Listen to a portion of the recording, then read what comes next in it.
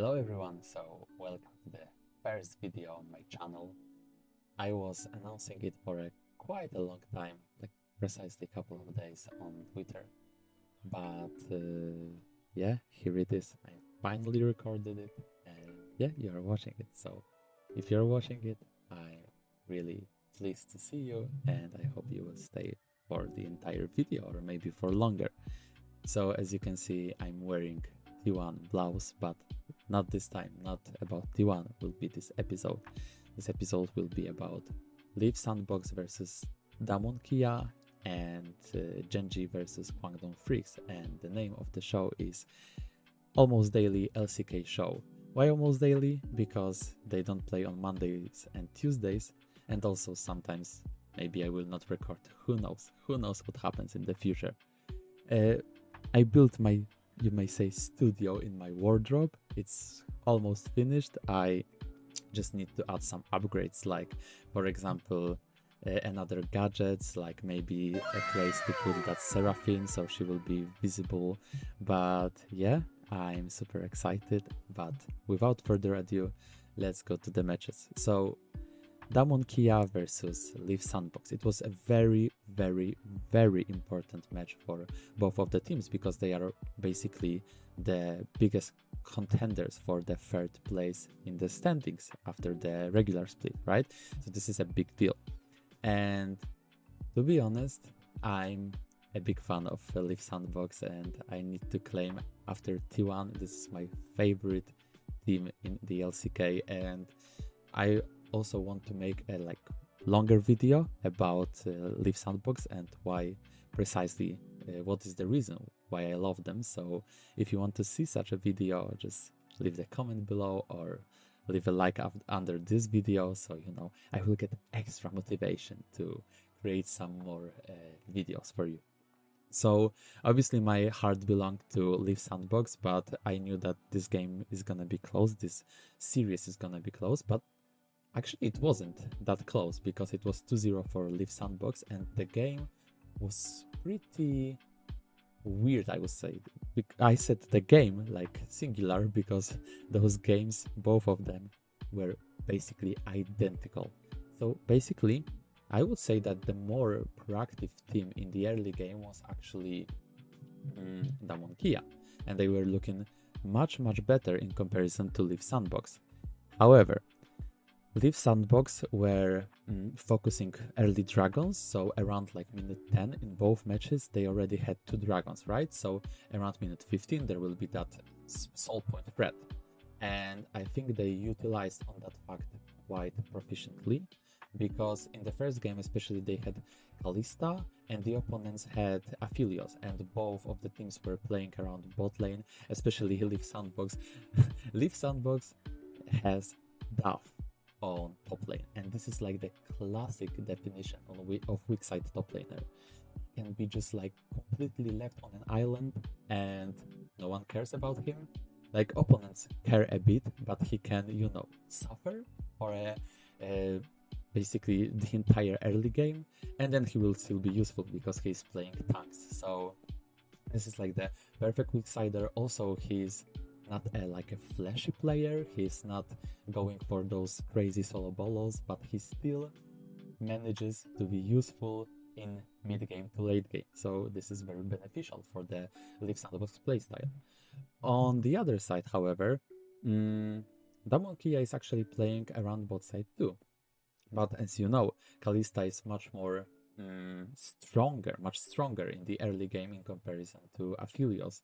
So getting those 2 early dragons was very beneficial for Leaf Sandbox. They were forcing Damon Kia to respond to that third dragon, to fight for that third dragon, and after that fight, both of the games accelerated for Leaf Sandbox. They were basically getting a lot of advantage in the game 2. They destroyed the tier 1 mid turret after such fight, and basically they were just waiting for the 4th dragon.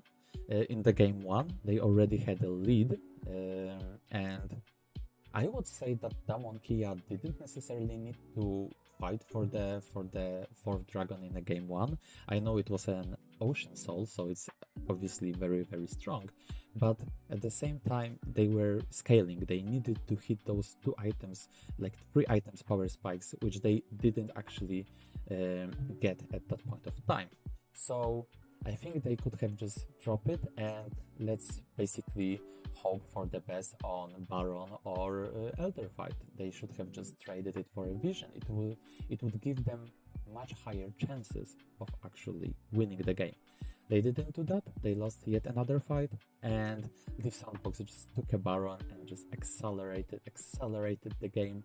That was it. That was 1-0. So it was quite surprising for me. Like after seeing early game, I think it was quite like slow paced, but at the same time, you could feel that Damwon, it was like a better team. Like they were doing something basically. They were trying to be proactive, while Leaf Sandbox was completely reactive. There was like one situation when Canyon went to mid lane and the closer just outplayed him, just pushed him with Shurima's shuffle under the turret, and he got just completely chunked while closer was just fine. I think he lost around half HP, so it was like a decent situation for him.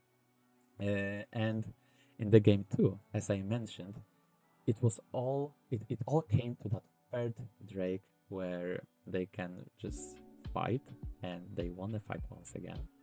And to be honest, then they just took a Baron, and after that, Damonkia was chasing them. They took the Baron in minute 20. And then Damonkia was chasing them. They wanted to kill them. They wanted to stop their recalls because the 4th dragon was spawning very, very soon. And Leaf Sandbox just died, like 3 of them just died.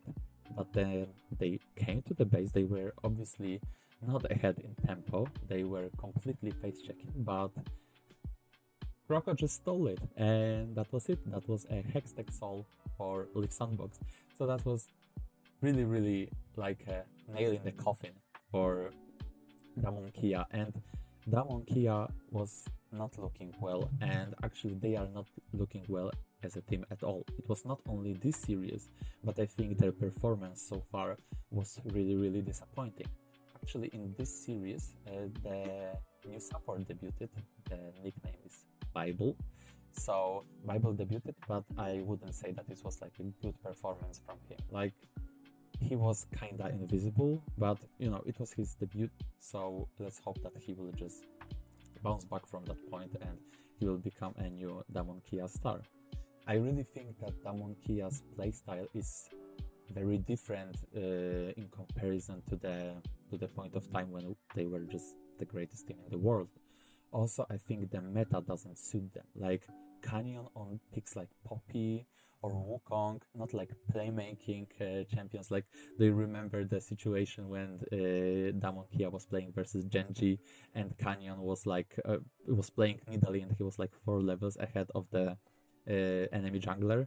And I know that they lost that game eventually, but at the same time, you need to take to the consideration that he was shining on the carry picks and he was considered the best jungler in the world. But right now, his fire is burning quite low, I think. Also, I don't know, like, I feel like Beryl was actually well suited for the team. He was like a very, very aggressive support, and he was roaming around the map, and Ghost was like a perfect weak side AD carry. He could have just like sacrificed some resources, but in the end he was able to shine in the fights. So yeah, I think their playstyle, obviously due to roster changes, changed as well. But I think the meta is really, really bad for them. While Leaf Sandbox, they are just perfect because they have a weak side top laner, and you rather don't play like, you know, carry top laners. Obviously, you can play like Akali, for example, into Gwen, or you can play Gwen herself, but it's still is not like a strong side top laner, right? It's not like you are playing Irelia or you are funneling resources to Camille stuff. So it's a very, very different meta, and I think Damonkia needs to like find their footing in the playoffs. Otherwise, they will just lose, and I don't know, it will be sad story because I consider Damwon Kia like a very admirable team. So that's it about that match, and let's go smoothly to the game, the series number 2, which was GenG versus Guangdong Freaks. And Guangdong Freaks, for me, are a huge disappointment. On paper, the roster looks really good, and I'm a big fan of Keen. I think he's a very good player, but they are just really bad. Like, most of the games that they won, most of the series that they won were actually against worse teams like Hanwha Life or Freddy Brion. So it looks really bad, and they will not reach playoffs.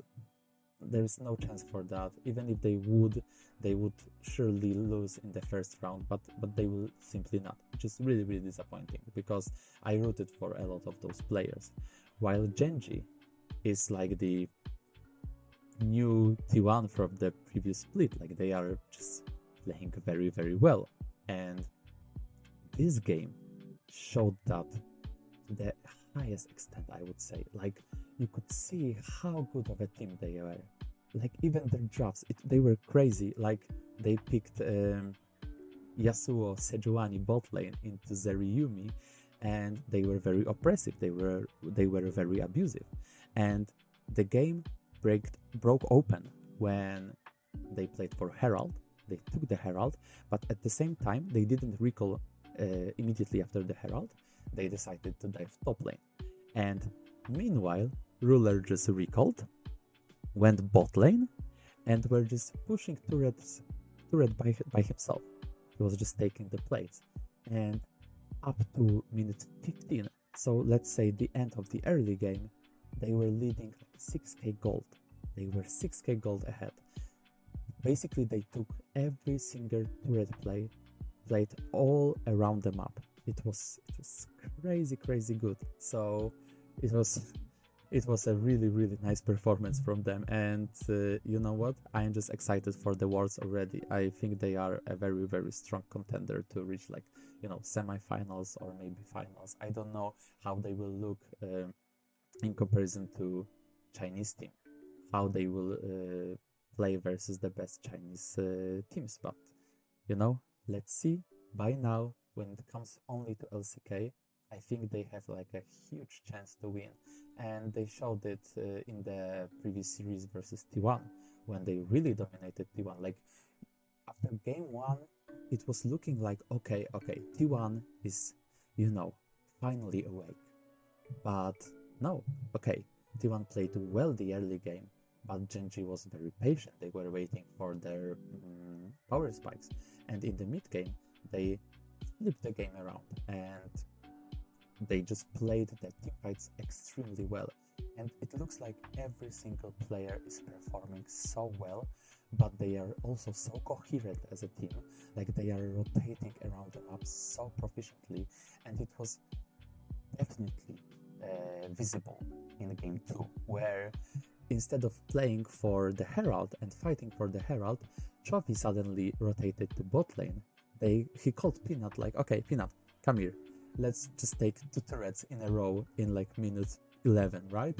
And they took entire tier 1 turret on bot lane with all the plates, and also on the same push, on the same sequence, they pushed tier 2 turret, which was insane. I've never seen something like that. I mean, maybe I've seen something like that, but I cannot recall right now, and I definitely haven't seen that in a long time. So it was amazing to see, and they were just stomping. Like, Guangdong Freaks tried to skill check GenG, but they just couldn't. And in the early skirmishes, they were looking pretty bright and pretty skilled, and it was really amazing. Like, they were just all on the same page, and they were out macroing the opponents. Like, they had a really tiny hiccup in the mid game when I think they went even in the fight, but like 2 for 2 or something, but it was completely meaningless because they were just, you know, playing for the Drakes, playing for the soul points. They just took the Baron and they just ended the game. So very dominant performance, to be honest. And it's really interesting for me to see how it will unfold in the playoffs. Like, will they keep their momentum, or maybe they will be broken by T1? I really doubt that any team can win versus them apart from T1. But even though I'm T1's fan at heart, I really think that T1 is struggling recently. They are not playing well. They are losing maps versus like even Freddy Brion, and up until the moment of GenG series, you could have thought like, okay, maybe they are just testing things, maybe they are limit testing, maybe they are purposely inting to just be completely accelerated in the series versus GenG. But it was completely not the case. They got stomped in the game 2, and they couldn't actually close the game with the early game lead. So it's looking quite scary and disappointing, because obviously as a T1 fan, I would like them to win and dominate the region once again, dominate the split once again, as they did in the previous split. But at the same time, as like a League of Legends fan, it's nice for the entertainment that there is like another contender for the trophy. Also, I'm really hopeful that Live Sandbox will go towards. Like, I really hope that they will not choke in the playoffs. Like, I feel that their playstyle is kinda easy to read, because they are very, very bottom lane focused, and they are basically funneling the resources into Prince, who is playing incredibly well. But at the same time, they mastered their playstyle to the extent that like even the teams like Damon Kia cannot just beat them, and they are just getting the beating. They just lost 0-2. So I'm really hopeful for a nice performance of them in the playoffs. And basically that's it for today. So I would like to, at the end of the video, if you stayed with me till the end, teach you a Korean word. I'm not a Korean expert myself, I'm still studying, but since we had the Bible on the support, and we had Chovi in the GenG, and you have like a Church of Chovi Twitter account, Jongkyo is a religion in Korean. So yeah, that's a trivia from me. Thank you for listening to my, you may say, show, podcast, whatever, and I hope you will leave a subscription and give me a like and leave a comment and whatever, and give me a feedback, guys, what you want to see, because I have a lot of like ideas about the format and the other like types of videos I'm going to produce for the channel. So yeah, I'm really like happy about the future, and see you guys in the next episode. Bye bye.